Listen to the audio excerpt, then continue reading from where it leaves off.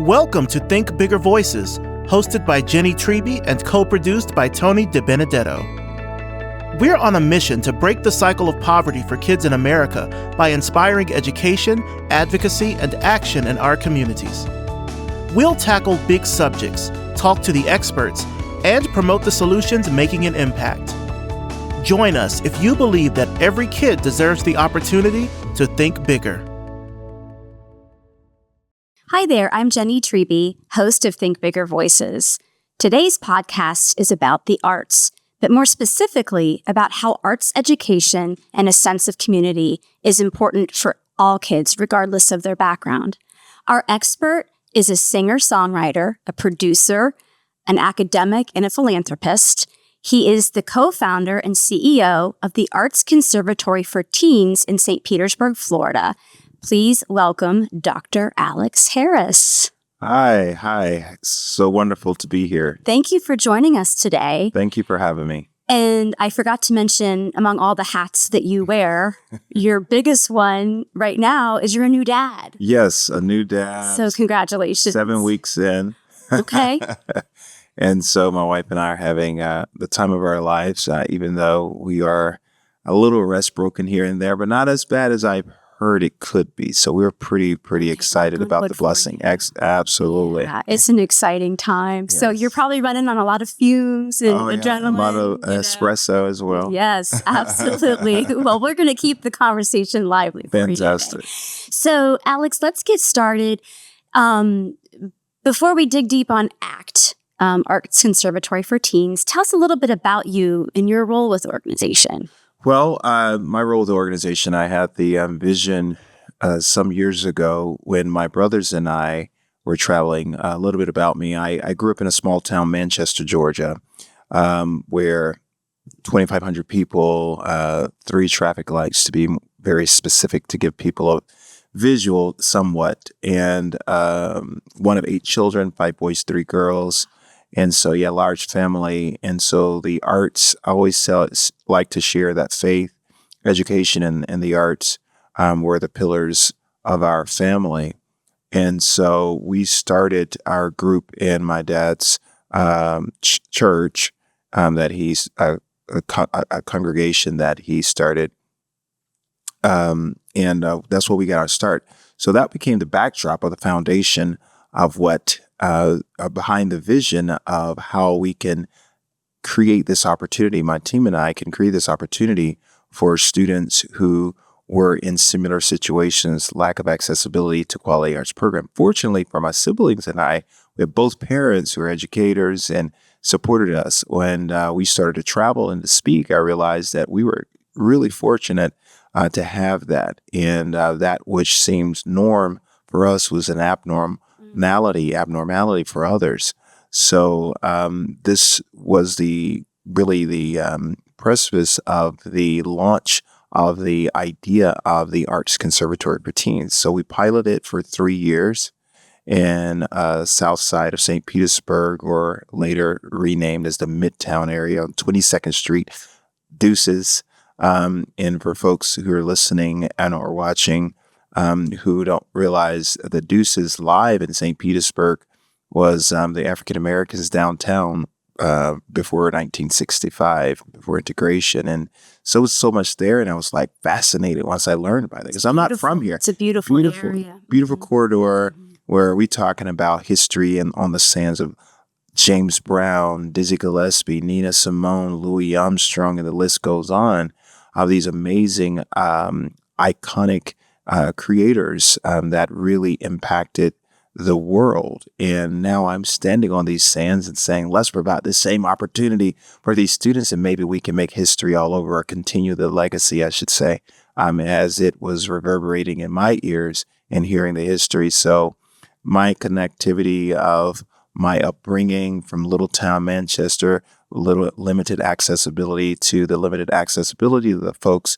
in Midtown St. Petersburg were having at the same time when it comes to quality arts training and programming for careers, not just as an extracurricular activity, but something that would prepare students, if that student or that child wanted to pursue as a career. And we've been very successful. We have students on Broadway and everywhere. So I can go on about this, and I'm going to stop so you ask questions, but that's the backdrop. And I love to share that foundation because people always say, well, how did you get started? Why did you do it? And it is deeply rooted in my experience, in my own family experience. Just going back a little bit to growing up, so you and your siblings would perform then? Like how old were you when you found your voice and started performing? Yeah, I remember I was singing a gospel song, and there's a song that, was a call and response. It would say, I get joy when I think about, then the people would say, what he's done for me.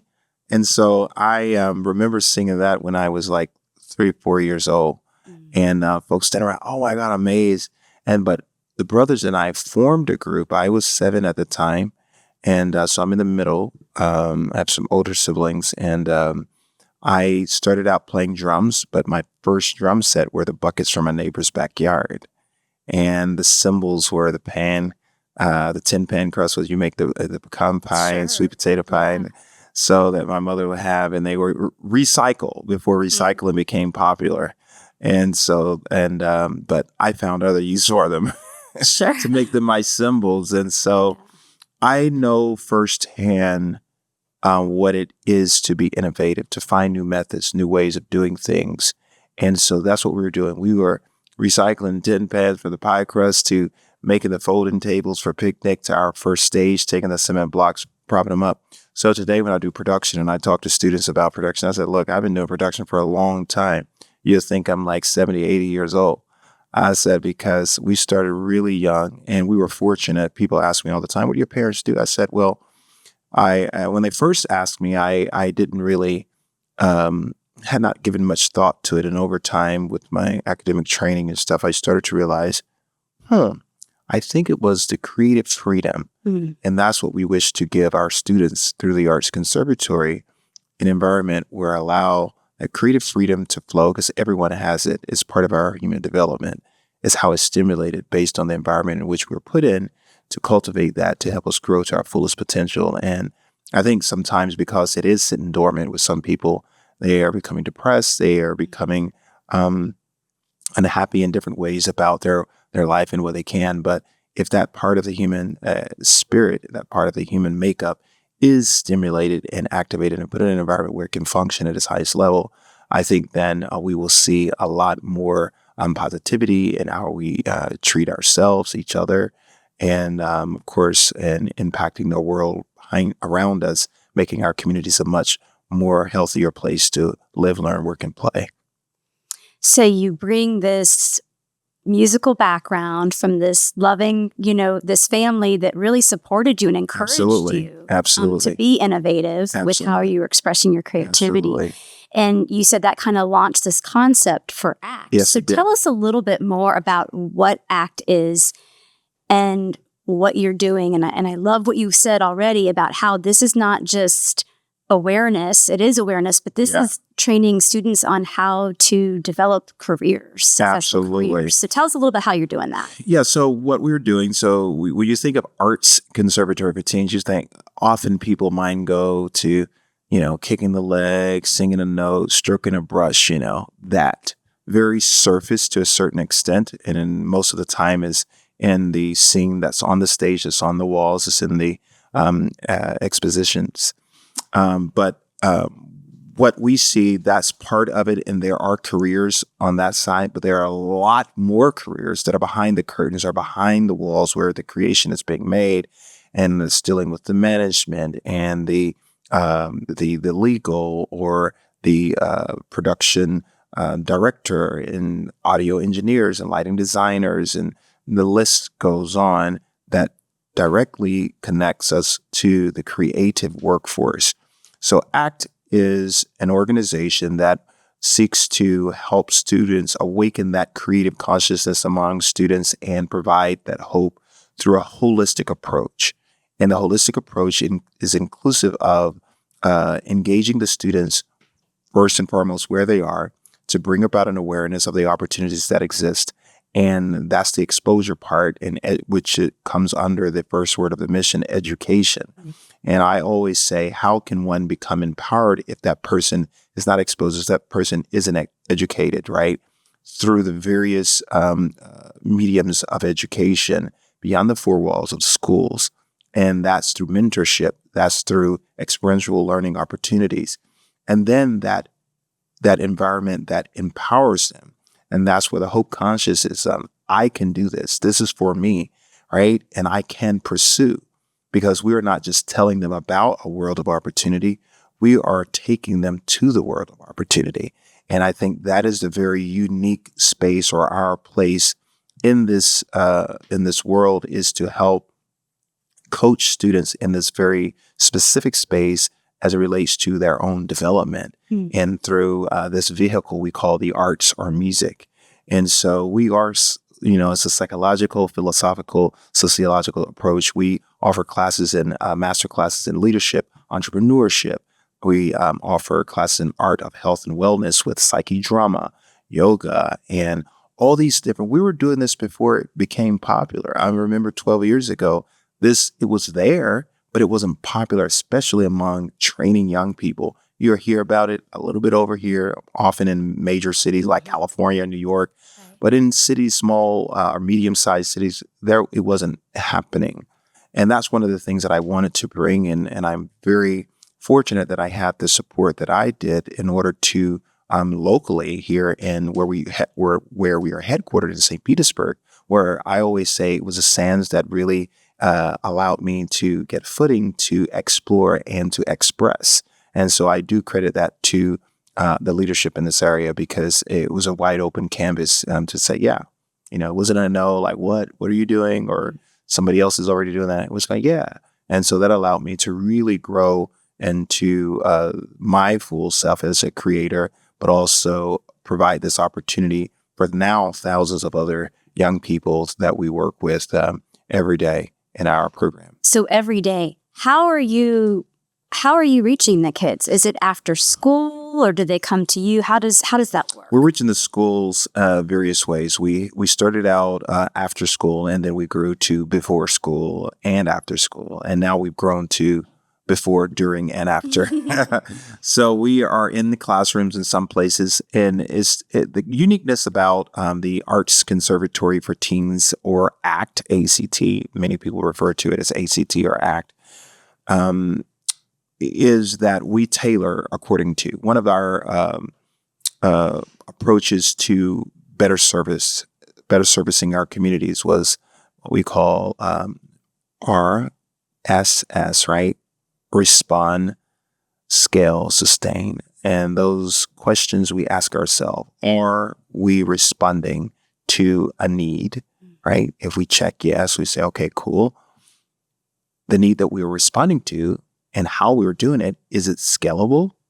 Okay, yes, right? And in our approach to scaling, is it sustainable? Do we have the resources, human resources, financial resources, partnerships that will allow this to be sustained? And if we check yes, then we know that we're headed in the right direction. If either one of those is questionable or no, then we retire that idea or revisit it to approach it differently. So with our approach, we've been able to say, okay, what is the need for this particular site?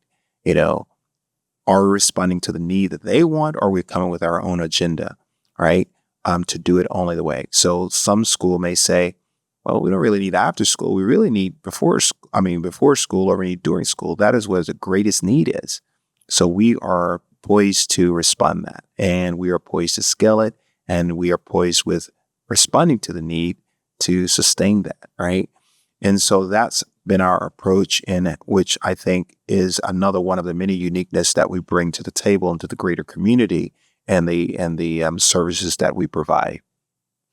So you say teens. Are you starting with kids in middle school? 11.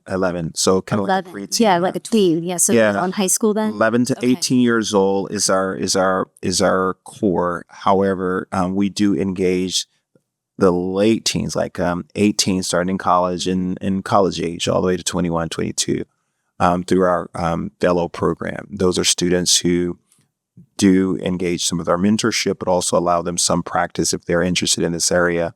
We are though, launching or expanding that part, I should say, through the launch of our collegiate um, consortium for the creative workforce. So something very specific is both the practice for certificates in partnership with post-secondary education institutions. And these institutions will not just be limited to this area. This is where we're starting, but the vision is that other institutions across the country and international will be a part of this consortium, where the students will be able to get what in some countries is called a noble educational experience. And all students will not be on track to get a 4-year degree. Some will only be on track to get the certificate, but we will know that the workforce that we are creating are well educated and well experienced from some of the best experts in the fields of their interest. And I think how we make a community more healthier, we prepare folks to be their best selves. And I think the responsibility of education institutions should be that in simple form. All this other stuff I just said is really simple, helping people become their better self and that discovery. And so that's what we do in short. That's a lot. Do you see other programs like ACT throughout the country? Like we mentioned earlier, we've got the big hubs, right? Like the LA and the Miami and Chicago. We've been fortunate to be ahead of the curve. There are other organizations that are very similar. And while we were under the impression in the beginning, during the course of my research, I realized that we were the only one doing what we were doing. My research was on how the arts impact self-efficacy among teens in urban communities. So we dated the second chapter of my dissertation went as far as back to early 1900s and looked at various programs that were similar dealing with students, especially in urban communities. And so we started to realize, and not just me, but this dissertation chair, other folks on my committee, it's like, Alex, there's really nothing out there what you're talking about and what you're doing. We start to realize and start to get a little bit more keen about this. So I think that's what makes, I mentioned earlier, many of our uniqueness. We are able to be a great partner without, in a colloquial expression, stepping on anyone's toes, right? Because we see that there isn't any competition among services. There's enough to be done that one can find their own space. We see people try to copy us, but they can't be us.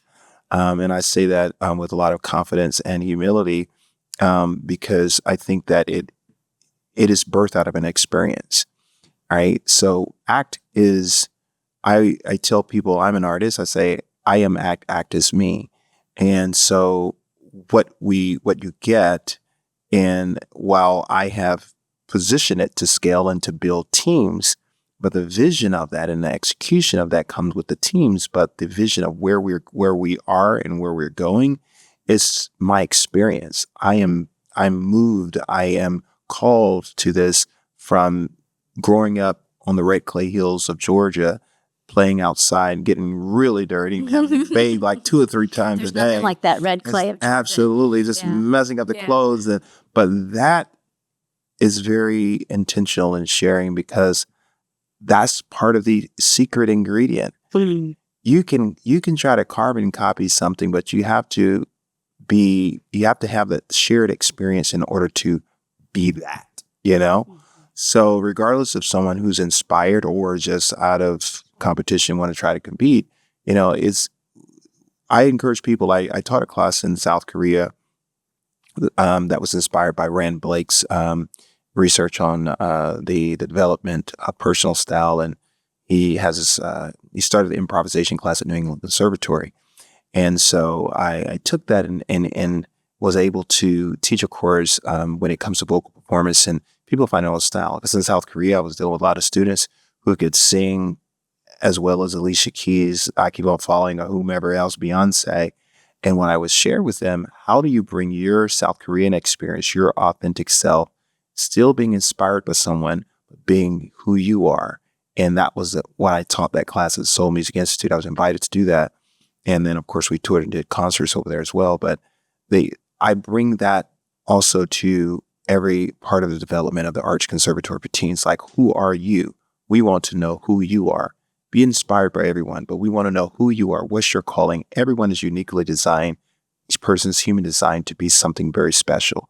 Special in a way that it will help to, I think, inspire humanity to be a better world. I think often what happens is that we are not only inspired by, and then we think that the inspiration should look to try and carbon copy someone else. Right. Well, that's not necessary. There's something amazing about each person, and we tell our young people that, which is empowering in and of itself.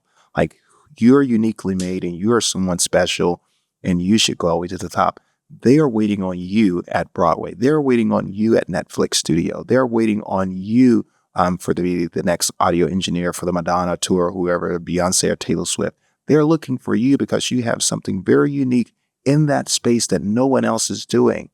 And so there isn't a reason to be jealous or envious or strive with someone else. You can work collaboratively. And so that spirit, that energy is what we seek to bring throughout the fabric of our organizational development. So that celebration of the individual. Absolutely. Do you, when you're working with these kids, do you find that they already kind of have an affinity for performing or for the arts before they get involved with ACT? Or are there situations where the kids have never had any kind of exposure and then the light bulb? It varies. It varies. You know, I had students that come when I first started. Now, I'm not directly engaged as much as I was, obviously, for those who know me. My schedule is You're a little crazy. Busy. Busy expanding or fulfilling the vision, Sure. busyness is. But the way we started and the way I'll train our other leaders to be is to allow folks to come as they come, right? Mm-hmm. If they come because they're inspired and they're mimicking, that's awesome, right? That's how we learn as well. But in that process, how we discover. So it's about discovery, right? But I can discover something, but the next level is to uncover that and to understand the authenticity of what is in existence beneath the surface. Discovery is all surface because I see right here, but there's something much more greater and many more layers underneath that. That's the uncovery process. So in each individual, there is first the opportunity to discover who I am and develop the sense of worth right through that. But there's another level of understanding the sense of worth and my value through that uncovery process. And that's what we're doing. So when I speak of the Arts Conservatory for teens, I'm talking about all of that. Talking about discovery. That's when I alluded to earlier, the philosophical element, the psychological element, the sociological, and even the spiritual element, because we're energetic beings is what I believe. And I think that when that happens, then there's something, else that triggers. And then that we're able to have that confidence that we talk about that many folks lose because, today we're inundated with social media and various different mediums of communication, which are all great, is how we use them. Mm-hmm. So how can we say these tools are amazing? How can I use this to be my better self or to amplify in celebration of who I am, my gifts, my talents, right? I am someone special. I am someone who's a great contributor to making our world a better place because I know that I change the world by changing myself first, my thought process, my behaviors, how I treat myself and how I treat others.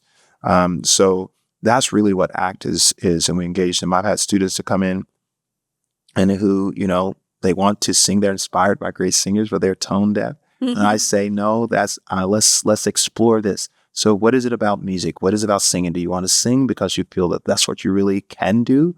Or if you want to sing because you're inspired, you like it because maybe you're a great songwriter. Maybe you're a great vocal coach, because a lot of vocal coaches aren't necessarily the best vocalists because, they aren't that great in tune. And if you're in a F and you're singing D or you're all over the, the scale, so maybe that's not your calling. But it's for that person to discover that and to uncover what they're really great at. And that has worked tremendously. And I've always said, let's cast them in. And students are thanking me and parents are thanking me in careers, because to be truthful, to be honest, and to coach them in the direction, it is the most empowering thing. It's the greatest environment for building confidence. And I've seen that the expectations and raising the bar, we have got to do that in our educational settings. And I am not, I don't shun away from encouraging that kind of environment to take place, especially within our space of work.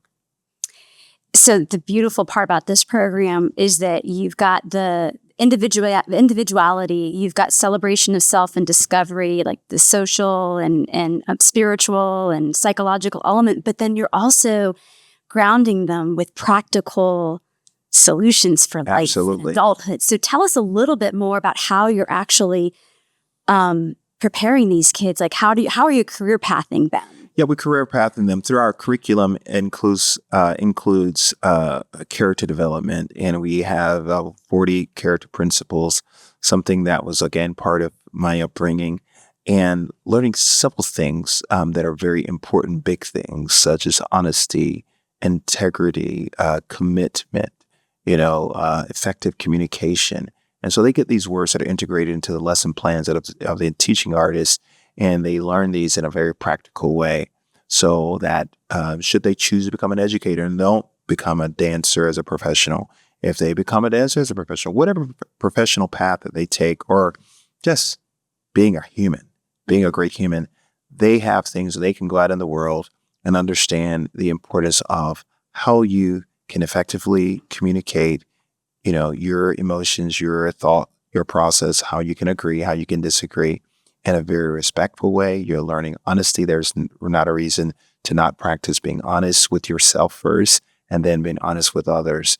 And what I start to realize, because you can tell through my conversation that my partial background is sociology and psychology, in addition to my musical background. But academic training, I should say. I'm not a psychologist, but that's my training. So my whole and I'm fascinated with it. So I've been educated beyond the traditional educational four walls of college, university, to other readings, etc., and philosophy. But when I think about holistic youth development, I am thinking about all those things, and it's about meeting a person where that person is.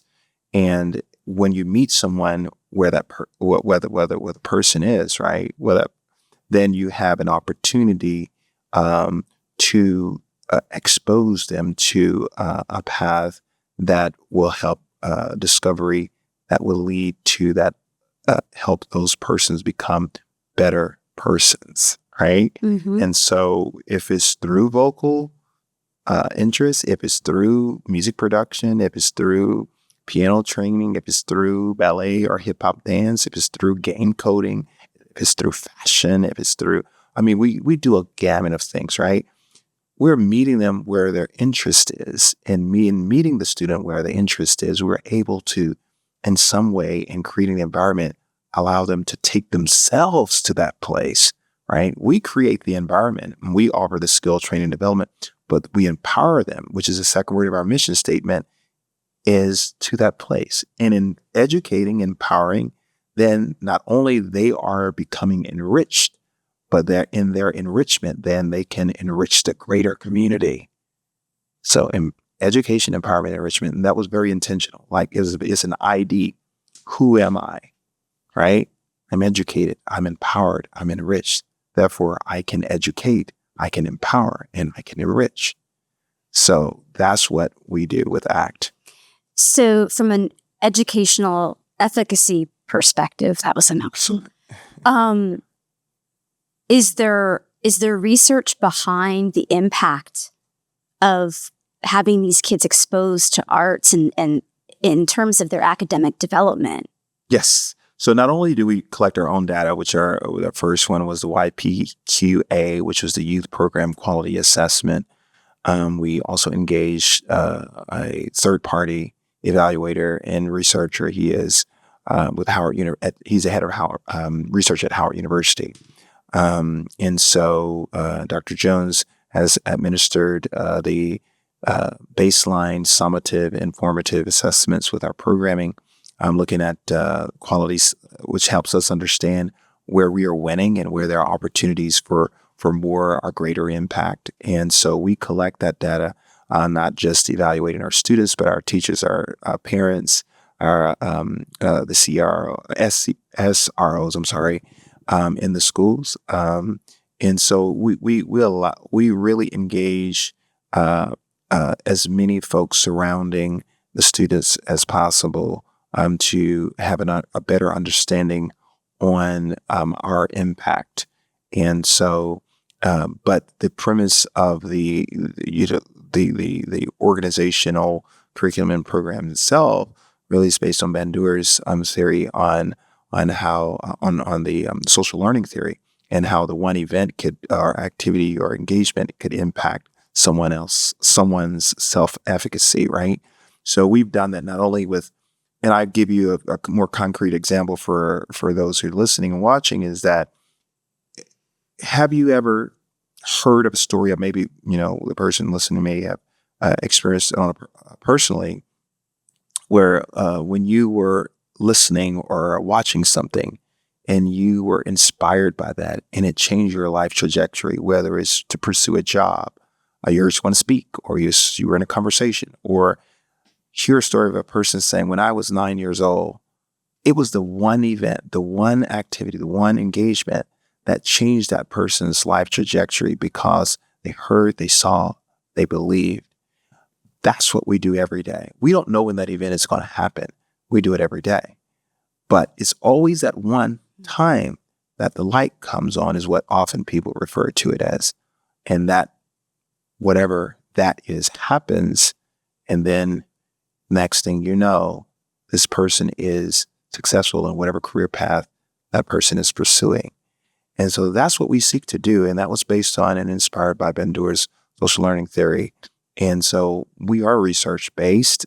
We collect our own data, and we continue to grow this. So I always tell people, we've been in the garage really for 12 years. We've been in there. And I'd say if you minus 2 or 3 years because of COVID, but we still were trucking along. We just pivoted outside of the road, the path that we were, of the vision, just to pivot to, again, respond to the need of the community, so that we can return to scaling and becoming sustainable. So we're back where we were pre-COVID. I could say that now this year, a couple years kind of retooling and meeting the needs where they were, and now we were back on track to get back to where we were planning to launch in 2020. So we have a 3-year growth and impact plan that's in play right now, and to reach more students, to be in more markets, and to make more partnerships, and to continue to think bigger for kids. Right? The bigger voices. The bigger voices. How many, so can you share with us how many kids have gone through your program, and what are, just an example, what are some of them up to now after this 12 years, right? Yeah, 12 years. So many, successful. Success stories, some really quick ones. If you've seen The Wiz this summer, one of our students is starring in that. If you've seen over in China, we have a student who playing Tiana in one of the Disney movies, and starring in that in Shanghai Disney there. We have a student, if you've seen Hamilton, on tour, one of our students is playing Alexander Hamilton. So if you watch Netflix, one of our students is one of the exec producers out there. If you are down South Florida, we had some of the schools, some of our students are educators in the arts down there. And if you're local, some students, and you have your child may be going to one of our students who has a nursery and has been in business for, I think, 7-8 years. She was the recipient of the Nickelodeon Award years ago when she was a high school student, and then she grew and got married and just been growing ever since. And she's come back and she's spoken for us. She's been a huge advocate in the local communities. So it's a gamut of things. One of the students who's a musician now, working as a nuclear engineer for the Navy and Virginia. He was talking about sharing with me just recently, a few months ago, his 6 months underwater and having his laptop and playing his Pro Tools. And for those who don't know what that is the standard for, creating productions for all the music that you hear. That or Logic are the two major leading ones. There are other ones out there, but so the list goes on. From dancers to educators to serving our country, I mean, it's a gamut of things. And seeing 180 from students some of our students who were on a trajectory just needed a little lift and had accessibility showing. Then there were others who needed a complete 180 turnaround, all in the same room. I mean, experiencing something that's magical, because the magic is that we were able to create the environment, but even more that we were able to create an environment that the students can identify their self-worth and change themselves. Because I can't change anybody. I can offer an environment, right, that hopefully there is hope created and then that transformation happens. But we only change ourselves, and that's how the world changed. You know, it kind of dispels this myth that you have to grow up in one of the major arts hubs, like that you have to grow up in New York or Boston or Chicago. No. You don't. Yeah, you just need someone to provide you the opportunity. And I am grateful for those who are supporting us and those who are just learning about us and want to support what we do is very major. And I'm still active artist. I travel, I tour, and just signed to Shawnee, which is distributed through Universal Music Group. And we got a record that's charting on various charts and throughout the country. We're being played. And so that also provides an environment of inspiration for those that you don't have to be in a Nashville or Austin to Atlanta to see that artists are being successful and that you can still do good along the way. And so I encourage all of my students in the spirit of our organization is not just wait until, you retire, do good along the way. There's something that you can contribute to someone else's life. You don't have to start another organization if that's not your calling like I have, but it can just be a mentor. It can just be going to a school and having a conversation and sharing your story. Give along the way. And someone who's mentors me, share that with me. And I have, taken it, all the way over and turned up the volume. Mm-hmm. It's blasting. And that's what I encourage our students and our teaching artists as well, who work with us to continue to give back. And you never know whose life you'll change. And to change one life is amazing. It's the same impact as, for one life to be taken, right? Is detrimental as one life too many. So the meaning about it's amazing to impact one, right? And that one person. We are a platform to do that. You can visit us at artsconservatoryforteens.org. That's ARTS. And that's conservatory with FOR4 teens with an S.org. And if you don't remember all of that, just Google Alex Harris, Arts St. Pete or something of the sort, and you'll be able to find a lot about what we do, my music, etc. And don't be afraid to give your time, your talent, your treasure, if that so pleases you or you feel inspired to do so. We welcome it all to continue to do our work. Alex, thank you so much for your time. We really appreciate you, the time you took with us, and everything you're doing for kids.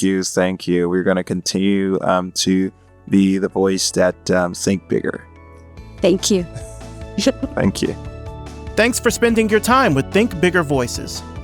Visit thinkbigforkids.org/podcast to see more episodes, follow our journey, and stay connected.